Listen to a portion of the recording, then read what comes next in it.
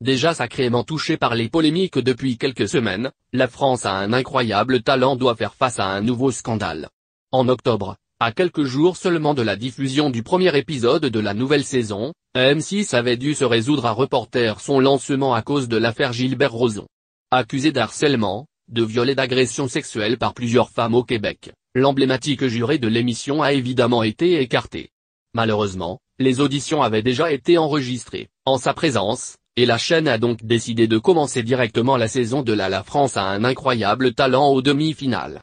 C'est d'ailleurs au cours de celle-ci que le public a fait la connaissance de Dan I, 17 ans, qui avait su émouvoir tout le monde jeudi dernier en chantant en hommage à un ami disparu au Bataclan le 13 novembre 2015. Malheureusement pour La France a un incroyable talent, un nouveau scandale a éclaté ce lundi.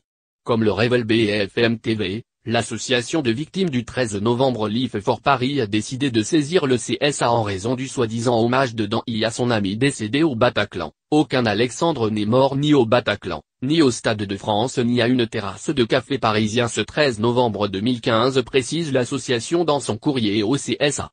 Interrogé par BFM, Dan I a expliqué n'avoir pas voulu donner le vrai prénom pour des raisons personnelles et familiales. J'ai préféré utiliser un pseudonyme. À ses détracteurs sur les réseaux sociaux, il a indiqué que les noms des victimes mineures des attentats n'avaient pas été cités, ce qui est entièrement faux. Ces messages ont depuis été effacés. Life for Paris a également mis en cause la production de l'émission, responsable selon l'association de n'avoir opéré aucune vérification avant de diffuser cette séquence polémique.